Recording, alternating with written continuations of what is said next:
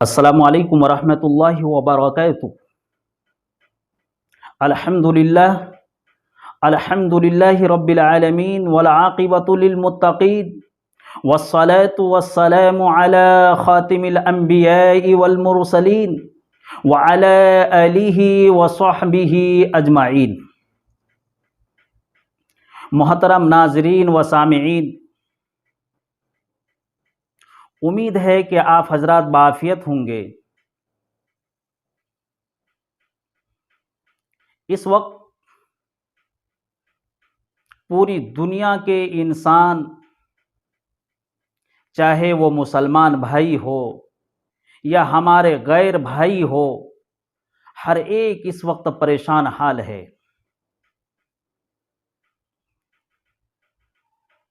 اور چہروں پر غم کے آثار ظاہر ہو رہے ہیں، اور سب کو ایک ہی فکر ہے کہ اس وقت یہ جو بیماری پھیلی ہوئی ہے، اس وقت جو حالات ہے اور پریشانیاں ہیں، اس پریشانی سے کیسا بچا جائے۔ تو میرے بھائی، اس کے لیے تو ہمیں ایک وہ طریقہ اختیار کرنا ہے جو طبی ماہرین نے ہمیں بتایا ہے۔ ڈاکٹروں کا اور طبیبوں کا یہ کہنا ہے کہ یہ ایک ایسی بیماری ہے جو ایک انسان سے دوسرے انسان کے اندر بہت سرعت اور جلدی سے منتقل یہ بیماری ہو جاتی ہے۔ تو ایک تو یہ ہے کہ اس سے بچا جائے، اور بچنے کا طریقہ جو ڈاکٹروں نے اور طبی ماہرین نے بتایا ہے وہ کیا جائے۔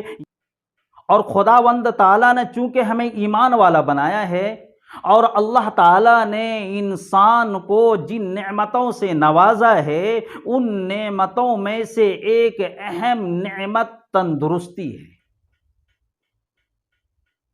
بحیثیت مسلمان ہمارا یقین ہے کہ بیماری اور صحت کا اصل فیصلہ کائنات کے خالق و مالک کے دربار سے ہوتا ہے۔ لہذا اس موقع پر ہمیں اللہ تعالی سے رجوع کرنا چاہیے اور زیادہ سے زیادہ دعا کا اہتمام کرنا چاہیے۔ آج کل اس سلسلے میں مختلف حضرات کی طرف سے خواب بیان کیے جاتے ہیں۔ میں نہیں کہتا کہ خواب بے حقیقت ہوتے ہیں، لیکن یہ ضرور ہے کہ انبیاء کے سوا کسی کا خواب حجت شرعی نہیں ہے۔ لہذا اس موقع پر ہم دیکھیں کہ خداوند تعالی نے کتاب ہدایت کے اندر کس چیز کی رہنمائی کی ہے،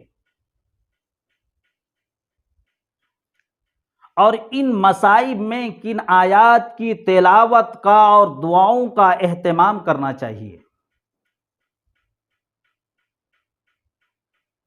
جب ہم غور کرتے ہیں تو ہمیں معلوم ہوتا ہے کہ جناب محمد الرسول اللہ صلی اللہ علیہ وسلم نے خود اس کا ذکر احادیث مبارکہ میں کیا ہے اور حدیثوں میں موجود ہے۔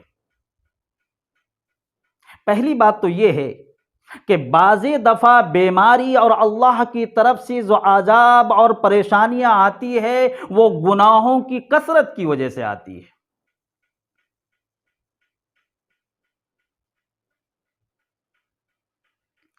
اور اس کا تدارک پورے اہتمام کے ساتھ استغفار یعنی اپنے گناہوں کی معافی مانگنا ہے۔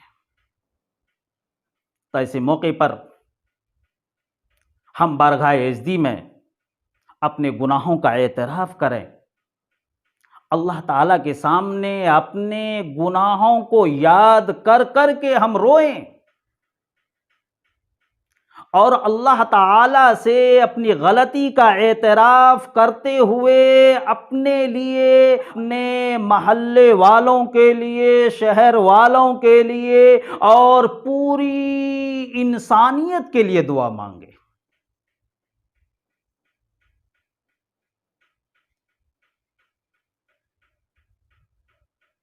ایک مختصر دعا ہے جو ہر انسان لمحوں میں یاد کر لے سکتا ہے، ان کو اپنی زندگی کا اندر ان کو ایک مشغلہ بنا لے، اپنی زندگی کے اندر اس کو داخل کر لے۔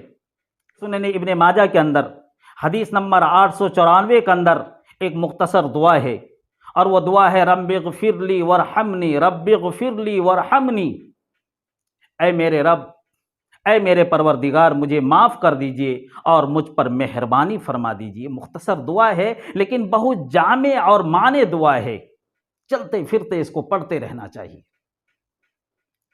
اسی طریقے سے ایک دعا ہے بسم اللہ الذی لا یضر مع اسمہ شیء فی الارض ولا فی السماء، جس کا ترجمہ یہ ہے کہ اللہ کے نام سے، جس کے نام کی برکت سے نہ زمین میں کوئی چیز نقصان پہنچا سکتی ہے اور نہ آسمان میں نقصان پہنچا سکتی ہے، اور اللہ تعالیٰ خوب سننے والے اور جاننے والے ہیں۔ حدیث میں آیا ہے کہ جو شخص صبح میں اس کو پڑھے گا رات تک کی مصیبت سے محفوظ رہے گا، اور جو شام میں اس کو پڑھے گا وہ صبح تک مصیبتوں سے اور پریشانیوں سے محفوظ رہے گا۔ اس قدر جامع دعا ہے اور بہت مختصر دعا ہے، لہٰذا اس دعا کو ہم خود بھی پڑھیں، اپنے چھوٹے چھوٹے بچوں کو یہ دعا یاد کرائیں اور گھر میں معمول بنائیں۔ جیسا کہ اس وقت گھر سے نکلنا منع ہے اور حکومت کے طرف سے پابندیاں لگائی گئی ہے، لہذا جب ہم فجر کی نماز پڑھیں اور نماز پڑھنے کے بعد ان میں سے ایک آپ کا کوئی بچہ کھڑا ہو اور کھڑا ہونے کے بعد یہ دعا کہلائے اور گھر کے سارے افراد اس کو کہے۔ اسی طریقے سے شام کے اندر یہ معمول بنا لے کہ مغرب کی نماز پڑھے اور نماز پڑھنے کے بعد اس دعا کا اہتمام کر لے۔ اللہ تعالیٰ کی ذات سے امید ہے کہ انشاءاللہ اس وائرس اور بلا اور مصیبت سے اللہ ہماری حفاظت فرمائیں گے۔ اسی طریقے سے ایک دعا جو عامتاً ہم لوگ اپنی زبانوں پر رکھتے ہیں، اور وہ دعا یہ ہے لا الہ الا انت سبحانک انی کنت من الظالمین۔ ان کو کثرت سے پڑھنا چاہیے۔ حضرت یونس علیہ نبی علیہ السلام کو جب مچھلی نے نگل لیا تھا تو اس موقع پر آپ علیہ السلام نے یہ دعا پڑھی تھی اور خداوند تعالی نے اس مصیبت کو نجات دی۔ اسی طریقے سے صبح و شام آیت الکرسی کی تلاوت، اسی طریقے سے سورہ فاتحہ کی تلاوت، یہ معمول بنا لینا چاہیے۔ اس طریقے سے ہم زندگی گزاریں۔ اب مسئلہ یہ ہے کہ بعض لوگ کہتے ہیں مول صاحب اتنی لمبی دعا، اتنی ساری دعائیں آپ نے بتا دی، یہ تو ہم پڑھ بھی نہیں پائیں گے اور یہ میں یاد بھی نہیں کر پاؤں گا۔ تو یاد رکھنا چاہیے میرے دینی بھائیوں، اگر آپ یاد نہیں کر سکتے ہیں، اگر ان کے الفاظ یاد کرنا آپ کے لیے دشوار ہو تو اپنی زبان پر ان کا مفہوم ادا کر دینا کافی ہے۔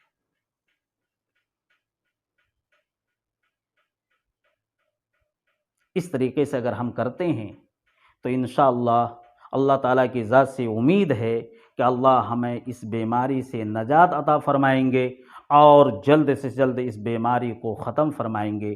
دعا کیجئے خداوند قدوس سے کہ اللہ تعالیٰ مجھے اور آپ کو اعمال صالح کرنے کی توفیق نصیب فرمائے، اور ہمیں اور ہمارے اہل خاندان کو اور دوست احباب کو، اعزاء اور اقربا کو، تمام کو اس بیماری سے نجات دے اور اس سے ہماری حفاظت فرمائے۔